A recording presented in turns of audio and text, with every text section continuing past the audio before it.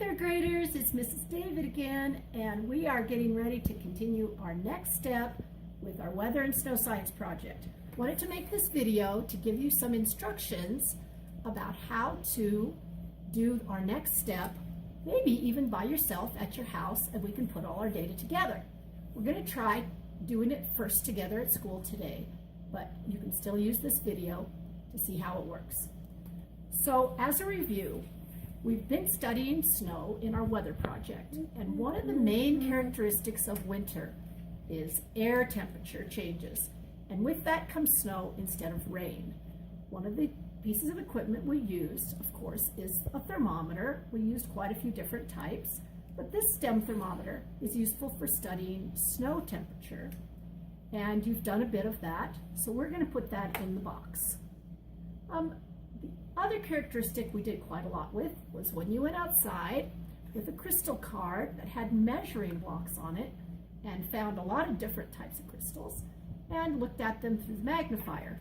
We're not going to need to do that today, so we'll put this piece of equipment back into our snow study box also. The third thing that we've done already is so important for the West because we're sort of an arid area now, and one of the main ways we get our water for summer, as you well know, is through our winter snowfall. So one of the other projects you did was taking a lot of different types of snow and hard packed and loose snow and melting it to see how much water comes out of that snow. We aren't going to use this today, so I'm going to move it back here out of the way. Today, we're going to start a new project where we look closely and in depth at the snow that is accumulated all winter long. Snow scientists have a term for this. They call it snowpack. And it's not always packed down, but the depth of snow is called the snowpack. And today we're actually going to do the first property of that, which is how deep is the snow that has fallen and accumulated all winter long. The first tool you'll need to do that, of course, is going to be a shovel. Now, this shovel I just got out in my garage, something you might have in your garage. You don't have to use the fancy, nice, light shovels like we have at school. You do need to have it have a flat blade, so when you start to dig, you have a nice flat edge. But that's about the most important. Just make sure you can lift it so that you can dig snow with it.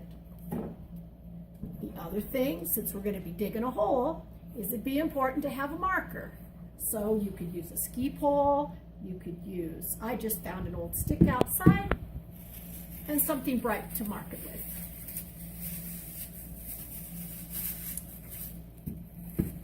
I'm going to go outside in a few minutes and show you on another video how you go about digging that hole. Now, we shouldn't call it a hole. Scientists actually call it a snow pit.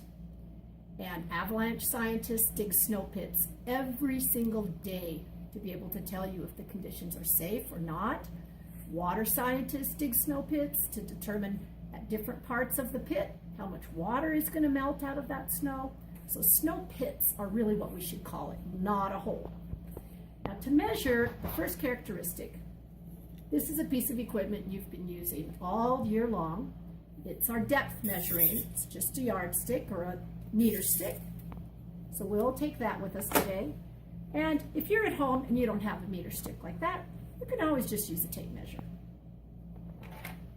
Of course, although you do have good memories, I know that about you, I still want you to always remember, like we do at school, take a little notebook, a piece of paper, whatever you have, with a pencil, so that you can write down where your snow pit is and how deep it was.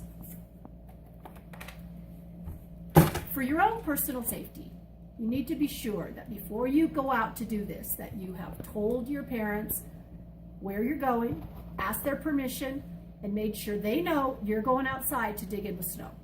That's really important for your own safety and so that your parents are happy with you digging holes, snow pits, in the yard.